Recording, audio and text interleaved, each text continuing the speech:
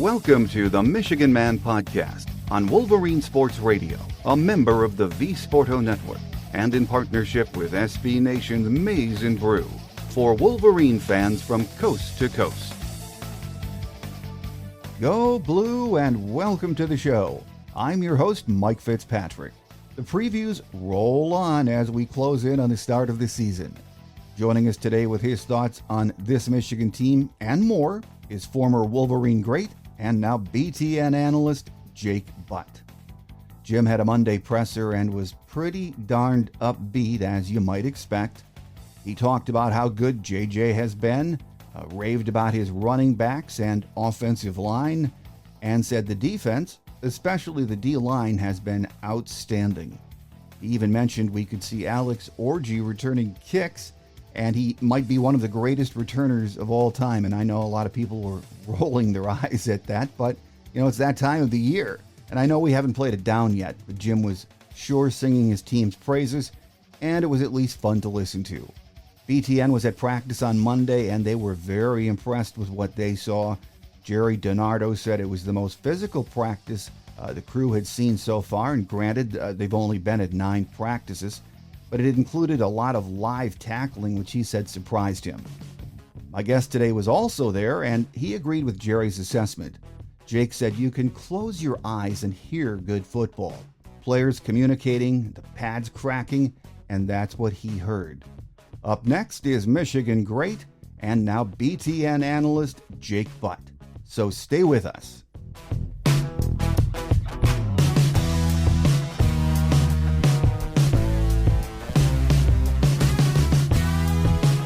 Here with us on our game day segment of the show this week as we continue with the previews is Michigan great and now BTN analyst Jake Butt. Great to have you with us, Jake. Yeah, guys, great to be with you. The Michigan Man Podcast. Coach Harbaugh used to tell us that's one of the best compliments you could ever get is to be called a Michigan man. So excited to be with you guys today. Well, it's great to have you with us. And I know you're a busy guy with your role there at BTN. As we tape on Wednesday morning, you're in West Lafayette to watch the Boilers practice, right? Yeah. It's been that's how we know the season's here. I was in Chicago this weekend for a wedding.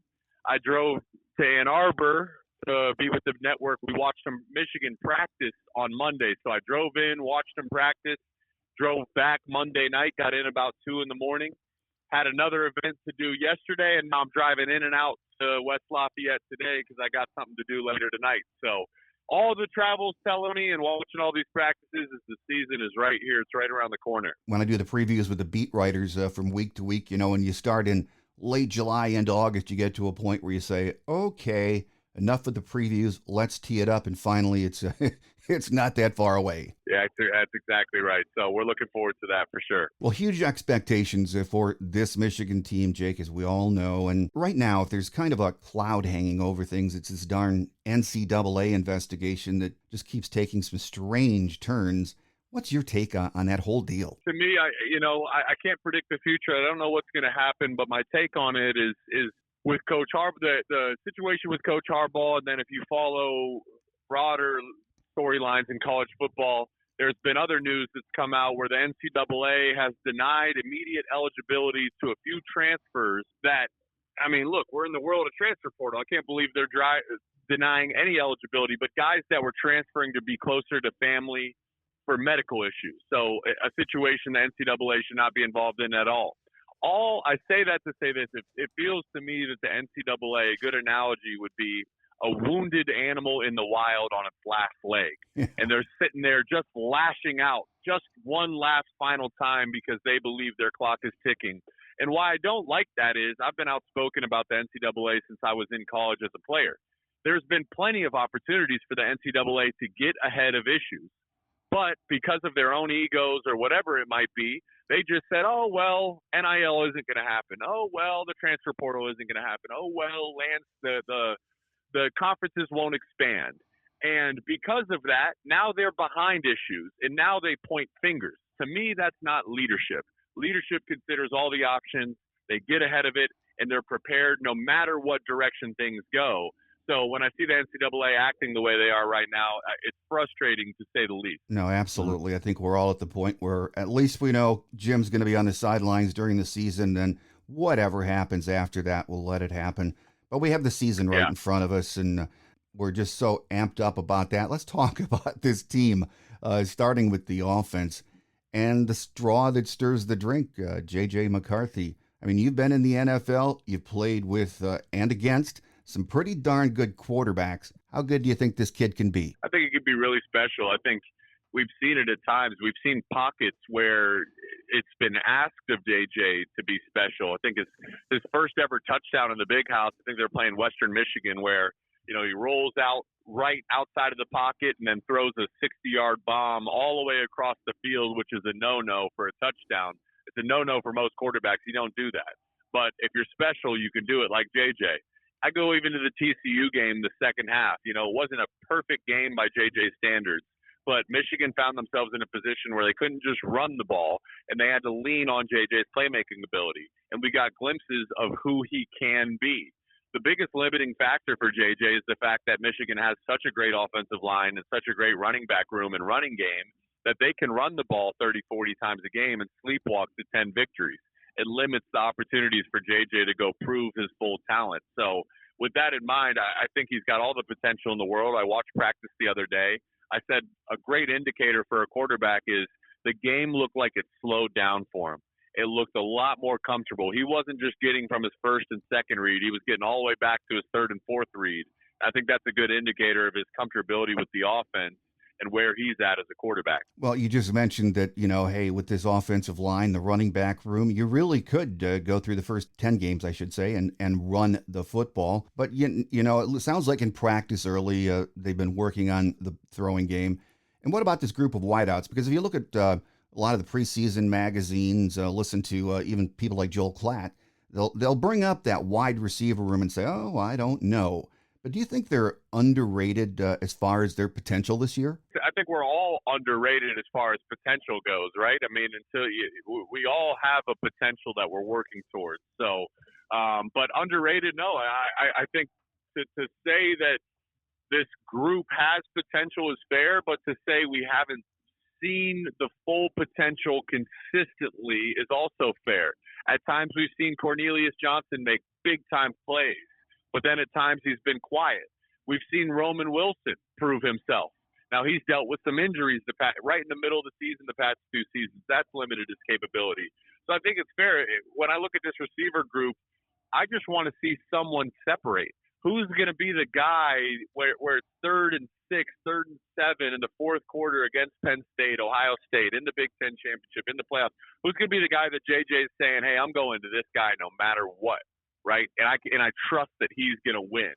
I just want to see someone separate. I think they have good receivers, but the question is who can be great? Who can be even better than great at times? And in a similar situation to what we said with JJ, will Sharon Moore and this offense allow the passing game to showcase their potential, or are they going to be comfortable running the ball? And that's to be seen this fall. I've got to ask you about one of the young men at your old position at tight end. How good can Colston Loveland be? Because for a freshman, I know he started playing more at the end of the season, but wow, does he look good? I think he can be really, really special. And, I look at his timeline and I look at where I was. I watched practice, For me, we had very comparable freshman years, and then going into my sophomore year, I tore my ACL, so I did miss most of that off season. So my breakout year was my junior season, and I something clicked for me going into that off season. I was at practice the other day, and it looks like it's already clicked for Colston. He was one of JJ's favorite targets out there. So I think he's ready to take that quantum leap forward this year. And it applies perfectly when we're talking about the receiver room. Who's going to be JJ's go-to target? Maybe it's Colston Loveland. Maybe it's coming out of the tight end room. You go back to Jim Harbaugh's days at Stanford even, and he's coached some great ones. Zach Ertz, right? We could go all the way down the list. And oftentimes it's come from the tight end room that has been the primary target in the offense. So I think Colston's ready to have an all-conference season and compete for – a Big Ten Tight End of the Year award and national awards. And I know they say he's really beefed up, put on some weight too. Yeah, he looks solid. I mean, he looks like he's ready. I mean, look, that's the nature of these high school guys these days. All the training, everything that we learned, and I kind of lived through the change of this. But it used to be you had to get to college to get the proper training, and there was maybe a handful of kids that came in that were college ready. But nowadays, these kids are training when they're really, really young, so they have a foundation. I mean, Colston looks like an NFL tight end already. He's about 250 pounds. He looks solid. His legs look thick, and it's going to help him, particularly in the blocking game. Well, there are no questions about our running back room. If Blake Corum and Donovan Edwards aren't the best duo in the country, they're right up there because there aren't too many teams that have surefire NFL guys they can split carries with, are there? Oh, yeah. When I talked to Coach Harbaugh about, listen, I don't think it's a mystery to say that the best running back room in the country is here in Ann Arbor between those two guys. The question is how can they elevate? And I actually wonder, maybe it's less about them elevating. They're both injured. Blake's coming off an injury. Donovan's coming off some injuries. Maybe we don't need them to statistically elevate. Maybe what we need is to, and I'm speaking when I say we, Coach Harbaugh and these two guys, maybe what they need is to stay healthy. And maybe what that means is less explosive stats, but more longevity throughout the season and having them both available down the stretch. We know what they're capable of.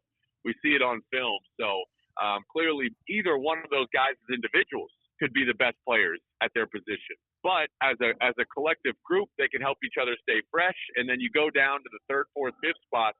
Those guys will need to step up to keep Donovan and Blake fresh if Michigan wants to make a run at the national title. Well, do you think we'll see Donovan and Blake on the field together more often this year? I hope so.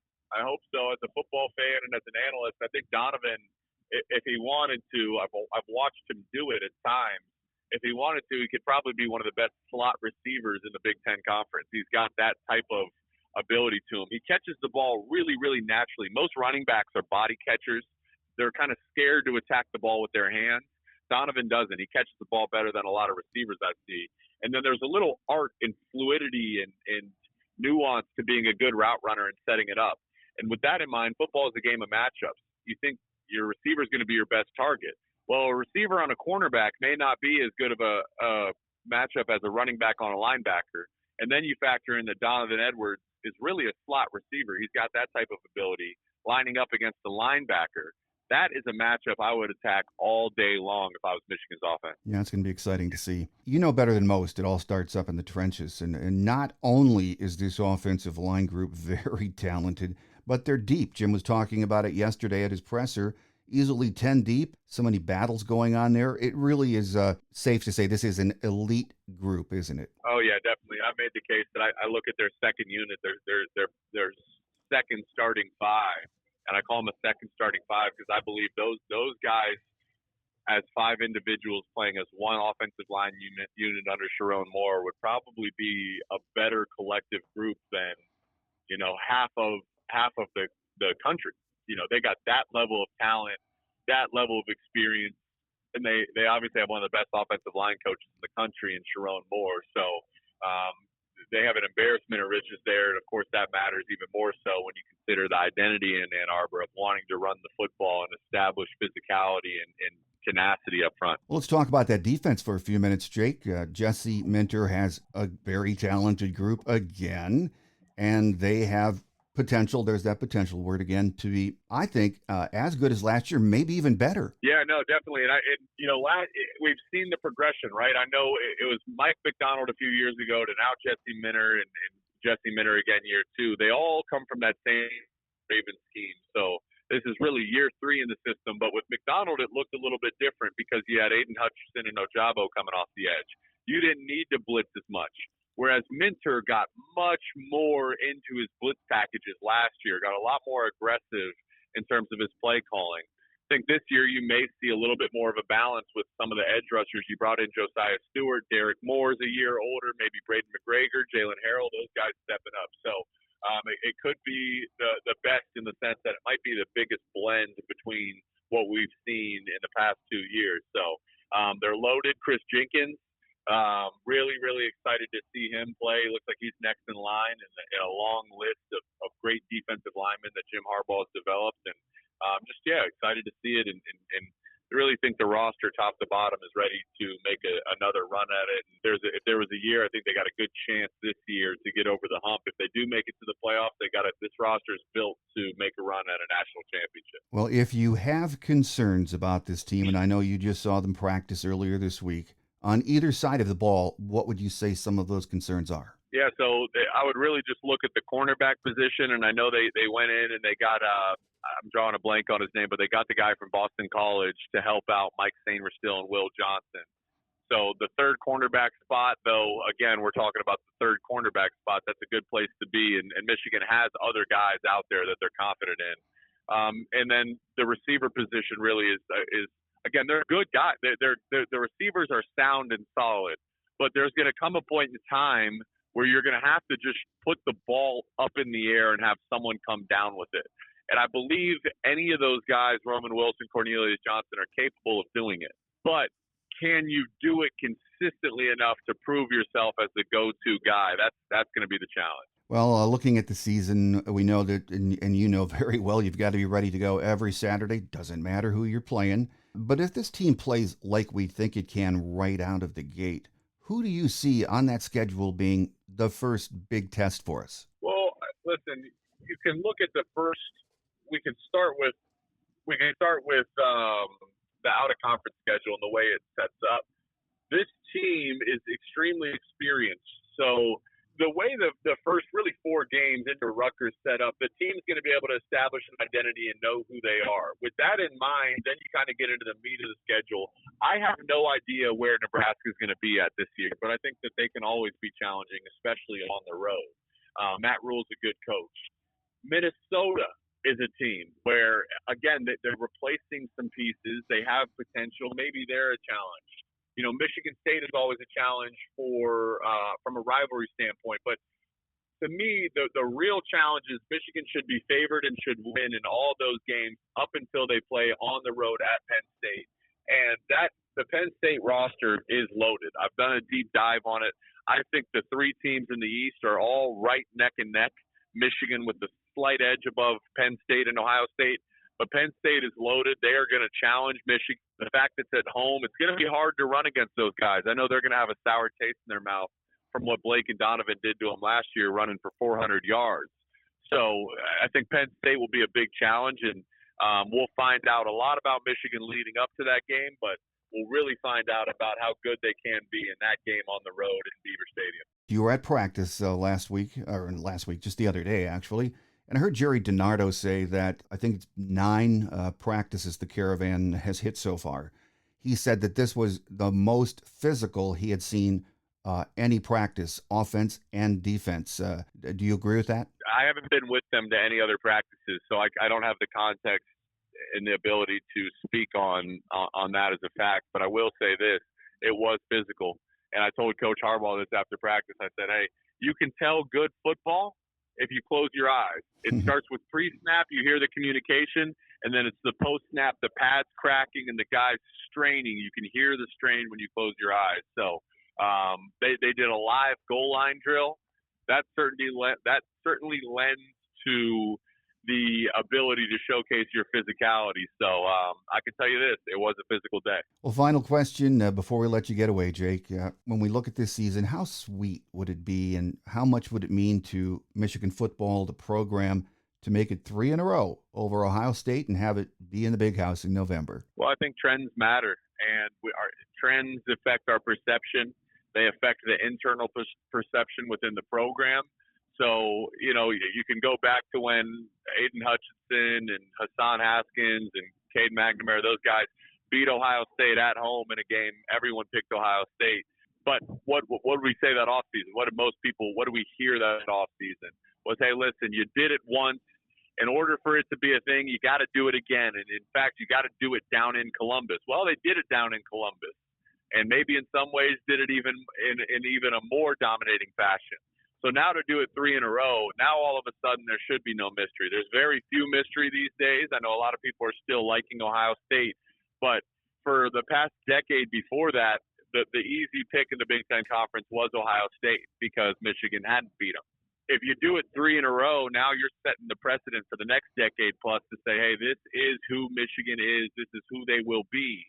This is who they are. And Ohio State then is sitting in the passenger seat and has to go out to be the one to prove it. So that's the opportunity that's at stake here. Well, our guest today has been Michigan great and now BTN analyst Jake Butt. And Jake, it's been great having you on the show for the first time. I know you're busy in West Lafayette watching the Boilers today, but we look forward to seeing you a lot on BTN this season. I know you already are, so keep up the great work, and we look forward to another visit in the future. Go Blue. Go Blue. Thanks.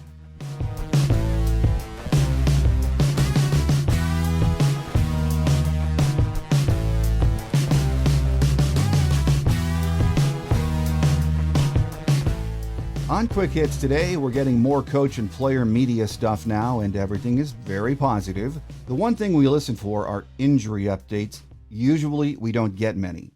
Jim mentioned that Amorian Walker was working through a nagging injury, but they hope to have him back soon. Hopefully, we get through the next 2 weeks without losing any key players, so knock on wood.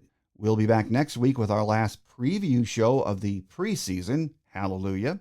In 2 weeks, we'll be ready to tee it up and get the show on the road for real. It can't come soon enough. I know most of you feel that way too. So that does it for another week. Make sure you tell your Wolverine family and friends about the show and join us again next week. I also invite you to like us on Twitter, follow on Facebook, and please share a comment or review wherever you get your podcast from. Have a great Wolverine week, everyone. I'm your host, Mike Fitzpatrick. Until we meet again, take care, and as always, go Blue. Thanks for joining us today on The Michigan Man, here on Wolverine Sports Radio, a member of the V-Sporto Network, and in partnership with SB Nation's Maize and Brew. Our listener lines are open 24/7 for your calls at 313-263-4842. That's 313-263-4842. Or email us at themichiganmanpodcast@yahoo.com. That's themichiganmanpodcast@yahoo.com. The Michigan Man Podcast is produced at the studios of Robin Lynn Productions, Allen Park, Michigan, and is not affiliated with the University of Michigan. Go Blue.